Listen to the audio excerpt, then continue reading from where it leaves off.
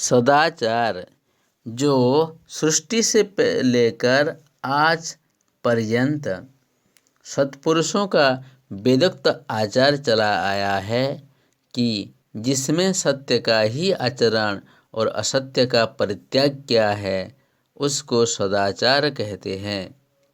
विद्या पुस्तक जो ईश्वरयुक्त सनातन सत्य विद्यामय चार वेद है उसको विद्या पुस्तक कहते हैं। आचार्य जो श्रेष्ठ आचार को ग्रहण करा के सब विद्याओं को पढ़ा देवे उसको आचार्य कहते हैं। गुरु जो वीर्यदान से लेकर भोजन आदि करा के पालन करता है इससे पिता को गुरु कहते हैं। और जो अपने सत्य उपदेश से हृदय के अज्ञान रूपी अंधकार मिटा देवे उसको भी आचार्य कहते हैं। अतिथि जिसकी आने और जाने में कोई भी निश्चित तिथि न हो तथा जो विद्वान होकर सर्वत्र भ्रमण करके प्रश्नोत्तरों के उपदेश से सब जीवों का उपकार करता है उसको अतिथि कहते हैं। पंचायतन पूजा जीते माता पिता आचार्य अतिथि और परमेश्वर को जो यथायोग्य सत्कार करके प्रसन्न करना है उसको पंचायतन पूजा कहते हैं। पूजा जो ज्ञानादि गुण वाले का यथायोग्य सत्कार करना है उसको पूजा कहते हैं।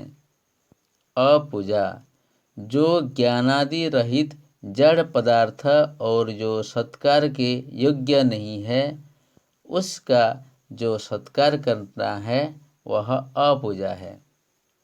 जड़ जो वस्तु ज्ञान आदि गुणों से रहित है उसको जड़ कहते हैं।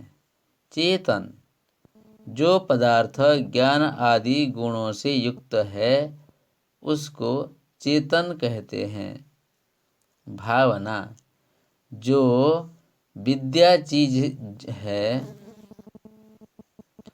जो जैसी चीज है उसमें विचार से वैसा ही निश्चय करना कि जिसका विषय भ्रम रहित हो अर्थात ऐसे को तैसा ही समझ लेना उसको भावना कहते हैं।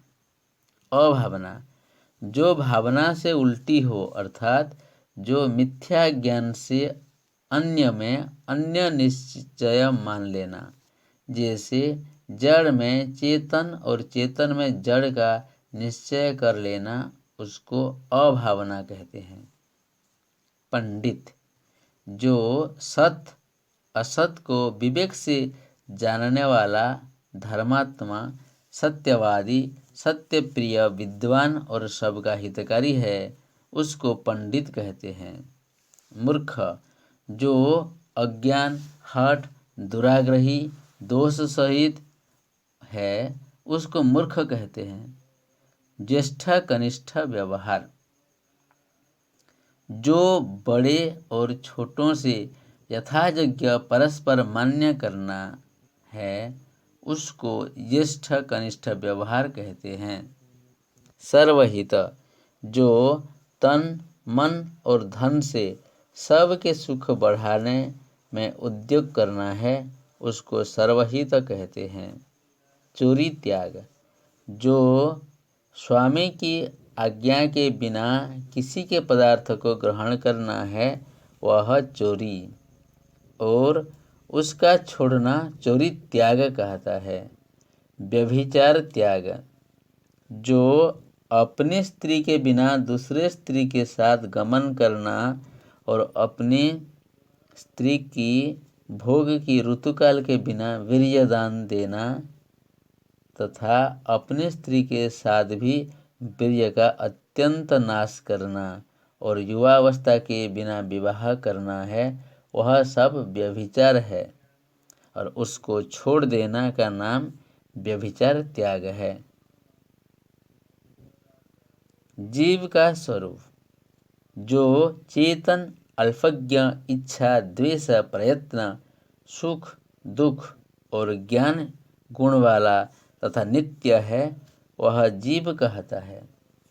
स्वभाव, जिस वस्तु का जो स्वाभाविक गुण है, जैसे कि अग्नि में रूप, दाह अर्थात सब, जब तक वह वस्तु रहे तब तक उसका वह गुण भी नहीं छूटता, इसलिए उसको स्वभाव कहते हैं।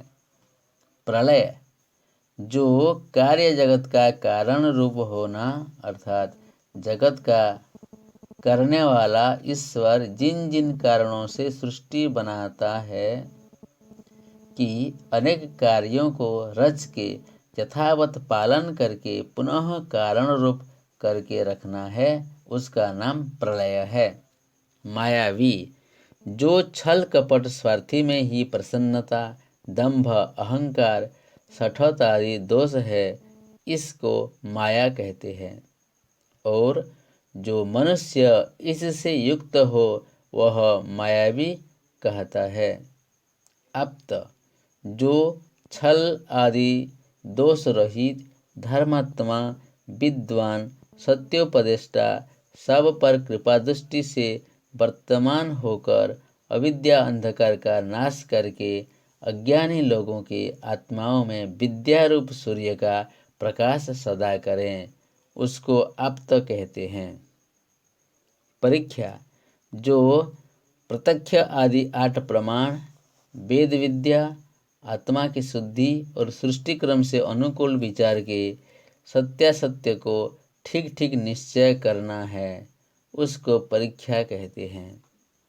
8 प्रमाण, प्रत्यक्ष, अनुमान, उपमान, शब्द, ऐतिह्य, अर्थापत्ति, संभव और अभाव, ये 8 प्रमाण है।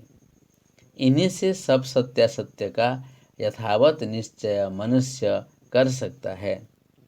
लक्षण, जिससे लक्ष्य जाना जाए, जो कि उसका स्वाभाविक गुण है, जैसे रूप से अग्नि जाना जाता है, इसलिए उसको लक्षण कहते हैं।